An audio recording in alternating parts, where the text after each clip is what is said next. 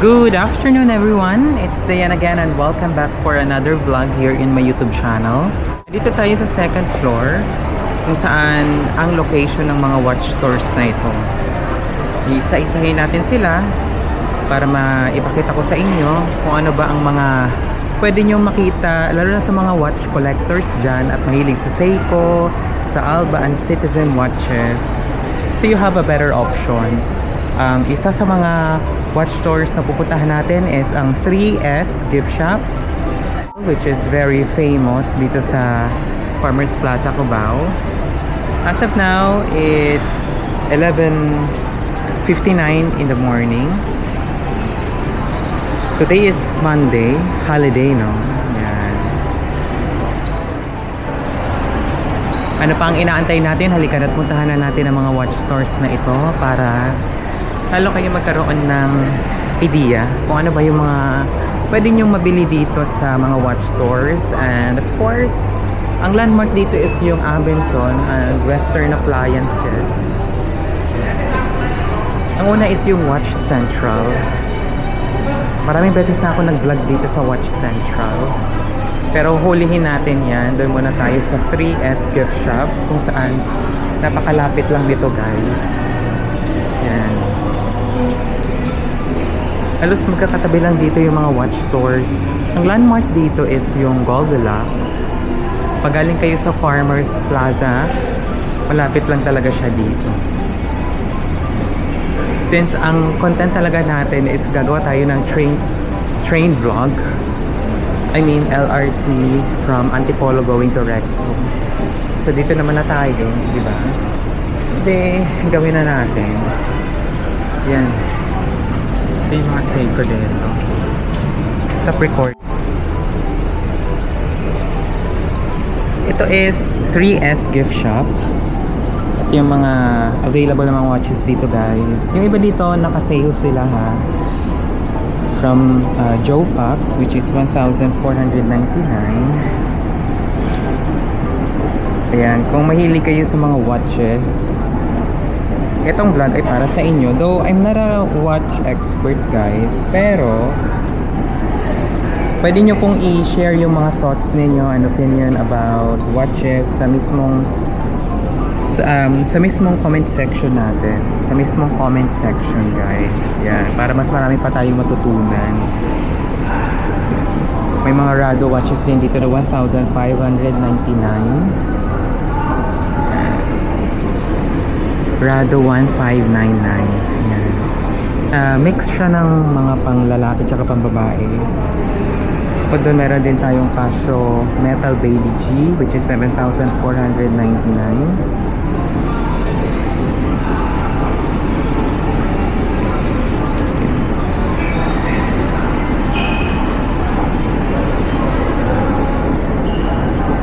Yung mga Casio.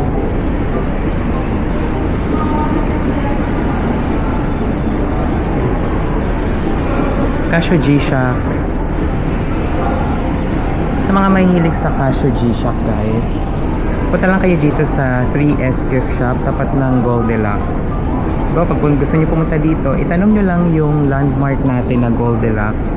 Ituturo kayo dito kasi mismong tapat lang talaga siya. Mamaya pupunta tayo sa Subasta Corner.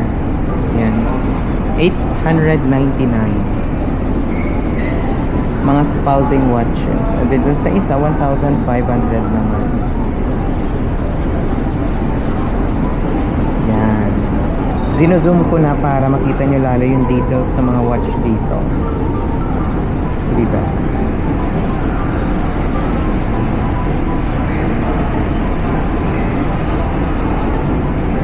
$9,549.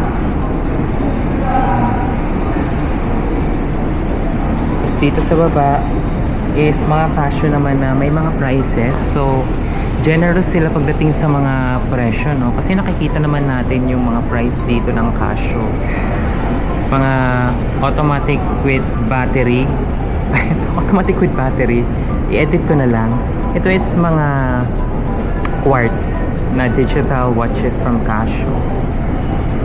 Yan. Yung price niya, 1,995. Casio Japan. Meron din 1,499 dun sa pinakadulo naman. Ito guys naman is 1,399 pesos. Ayan, para lalo nyo makita yung mga detalye ng watches dito. So this is 2x zoom para makita nyo lalo yung mas detailed yung mga unit ng watches dito. Ito much ano siya, cheaper, which is 999. Ayan, 999 na mga Casio watches.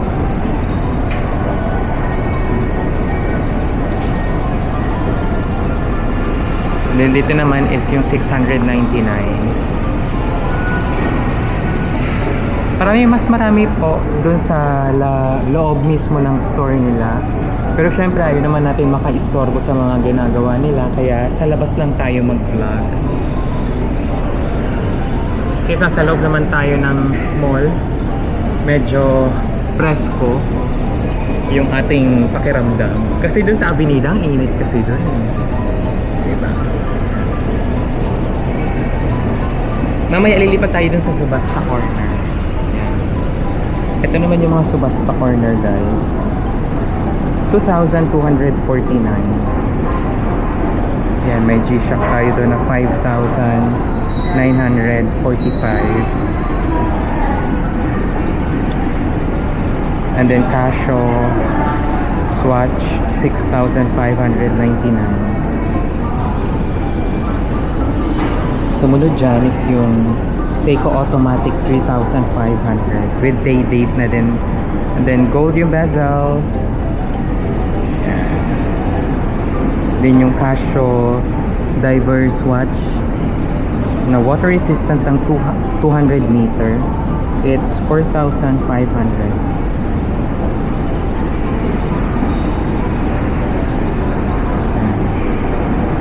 Ito po is Subasta Corner. Yan.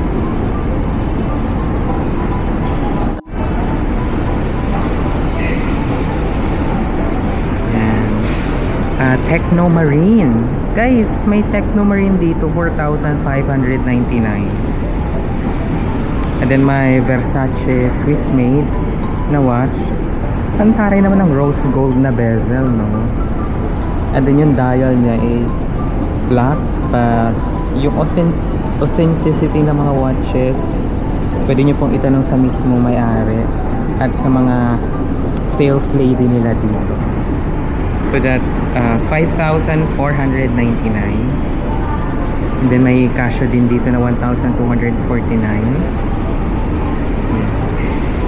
Then sumunod is yung 1,849 and then 995. They also have Invicta watch which is 4,995. May Rado original watch sila dito guys. Rado Diastar 25,995. Yun yung price niya. Mamaya pupunta tayo sa mga Seiko para lalo nyo siyang makita na hindi lang itong mga Subasta watches ang nandito. Yan, meron din sila ditong Swatch, Seiko, Casio. Sige, punta tayo dun sa mga watches nila like Seiko and Alba. Ito yung sa kabila. Yan. So ito guys is ang Seiko nila dito. Ang Seiko nila mga authentic, may prospects, may divers, and then meron din sila yung mga panda. Ayun, mga quartz yung iba. Ito. Focus natin isa-isa para lalo nyo makita yung ganda ng mga watches dito. Ito guys is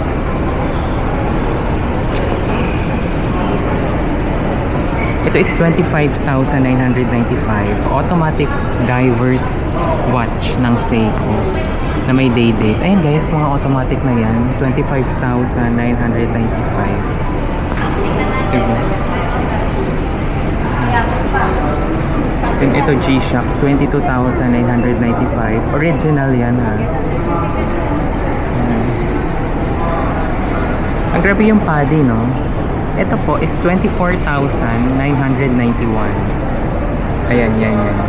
Alam nyo yung G-Shock, yung katabi niya, which is yung Seiko PADI automatic diverse na 200 meter deep. Water resistant pa din siya. It's 24,991.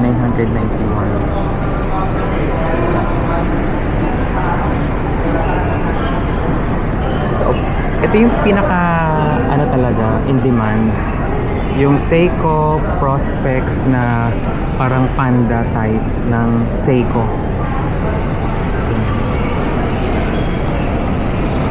Nabili na yung isang Casio dito. Seiko 5 automatic 12,499. Ayan yung mga Seiko automatic dito. Ito is 12,499, and then yung likod niya it's 7,899. Yun yung white, yung katabi ni Buddha. And then most of these are original from Japan, of course, Seiko. Yan. Grabe naman, ang gaganda naman ng mga watches dito eh. Ito guys, 10,000 lang to. Ayan. Kita nyo ba? So this is 10,000 pesos. Yan. Yung pangalawa dun sa 12,000, 10,000 lang siya.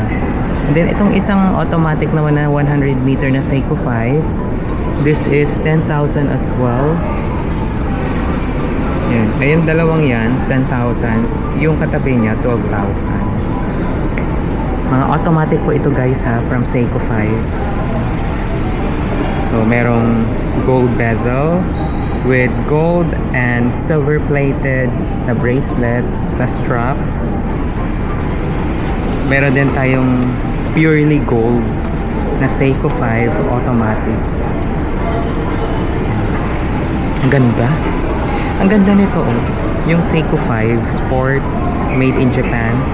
100 meter water resistance. Sobrang ganda niya. Sobrang ganda. Oh my god. Ang price niyan guys is 13,000 pesos. Yung pure gold. Pure gold. Grocery. Ayan. 13,000. And then itong kabila naman, in dollar kasi is 395. So around mga sabihin natin 20,000. Yung blue yung dial, and then black yung bezel. Mga Seiko automatic watches yan.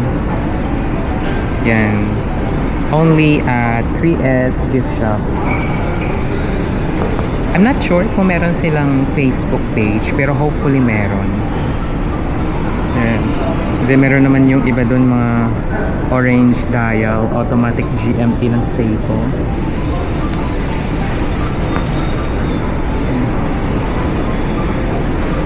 Ito is 29,000 yung Seiko 5 na automatic, yung orange ito oh. Yung malapit sa may pusa oh, ito naman Seiko automatic na Prospex. Yan, bago sila. So pagkabili nyo may strap at meron na din stainless steel plate oh. Grabe, no? Gaganda. Wow. Itong mga automatic Prospex na nandito guys, 25,995. Yan.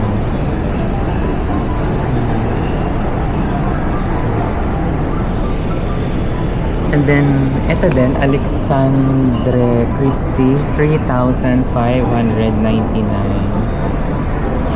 I'm not particular sa brand, pero marami ako nakikitang ganito dun sa Avenida. Alexandre Christie watch. Tama ba yung patubigkas ko? His and her. Sabi. Yan. So nakikita natin guys, it's itong first row, it's 3,599. Yan. And then dun sa likod, Depende siya. Meron 3,495. And then dito tayo sa Citizen Quartz na mga watches. 4,995. Itong dalawang parang halos magkapareho naman ng design.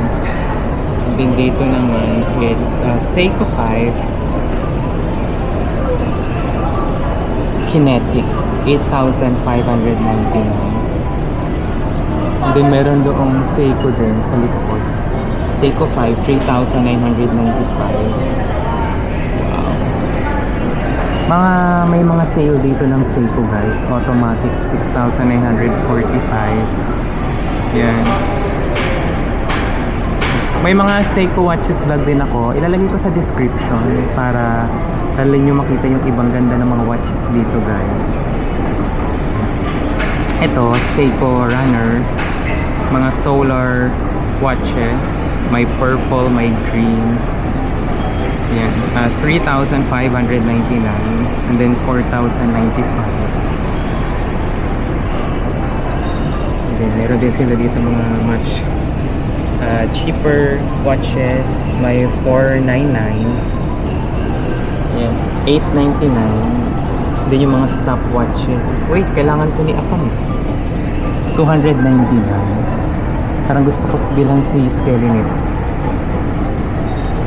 Seiko Protector.